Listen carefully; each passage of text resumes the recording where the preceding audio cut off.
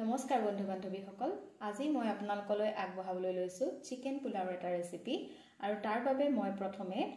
আধা কেজি বাসমতি চাউল এইদৰে পানীত আধা ঘণ্টা সময় তিয়াই ৰাখিম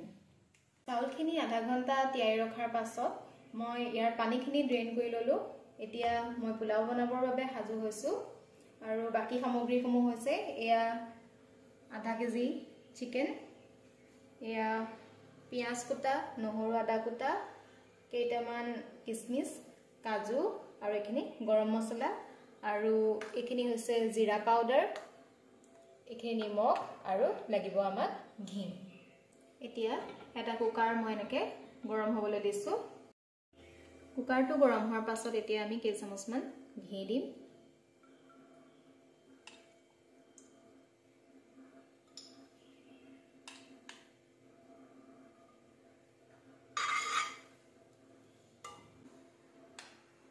এতিয়া ইয়াত গৰম মছলা কেটা দি দিম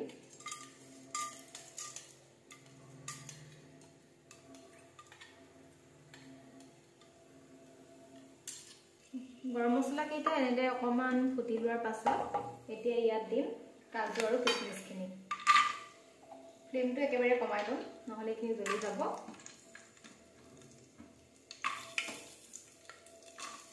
এইখিনি আমি অকনমান ৰঙচুৱা হোৱালৈকে ভাজিম বেছি সময় ভাজিব নালাগে নহলে বাদামখিনি জ্বলি যাব জাস্ট অকমান ৰঙচুৱা হোৱালৈকে ভাজিম তাৰপিছত আমি এতিয়া নহৰু আৰু পিয়াজখিনি দি দিম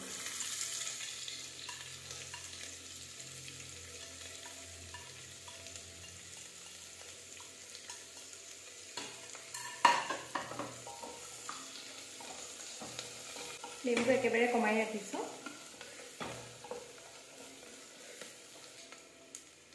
ইয়াত দিম 2 চামুচ জিৰা পাউডাৰ 2 চামুচ নিমখ দিম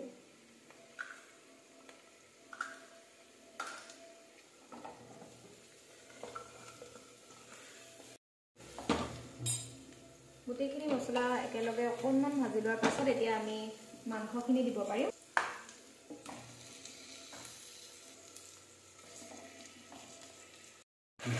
মাংসখিনি দি অকণমান ভাজিব লাগিব এতিয়া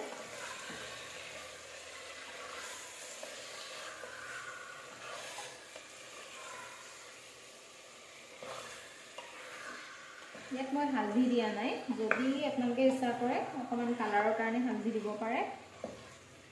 মই নিদিয়াকৈ বনাম মাংসখিনি ভালদৰে ভাজি লোৱাৰ পাছত অলপ সময় আমি ঢাকি ৰাখিম 5 পৰা 10 মিনিট এনেদৰে কুকাৰটো সম্পূৰ্ণকৈ বন্ধ নকৰাকৈ ঢাকি ৰাখিম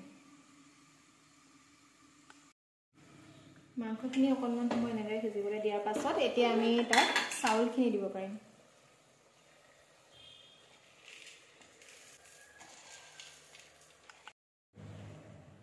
চাউলখিনি দি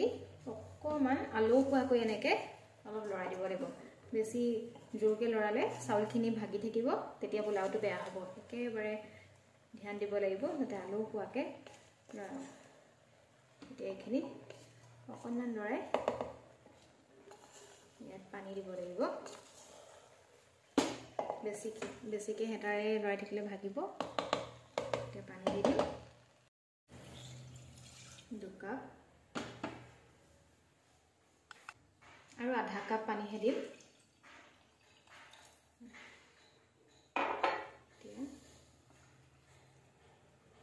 পানীৰ পৰিমাণটো চাব লাগিব যাতে চাউল আৰু মাংসখিনি মাত্ৰ ডুবি থাকে আৰু পানীটো ইয়াৰ বেছি ওপৰলৈকে দিব নালাগে জাষ্ট চাউল আৰু মাংসখিনি যাতে পানীৰ ভিতৰত ডুবি যায় সেইটো হিচাপত পানী দিব লাগিব পানী মই ইমানে দিছো নহলে চাউলটো বেছি ঢিলা হ'ব পোলাওটো এতিয়া ইয়াত 1 চামুচ চেনি এড কৰিম এতিয়া কুকাৰৰ ঢাকন বন্ধ কৰি মাত্ৰ এটা চিটি মাৰিবলৈ দিম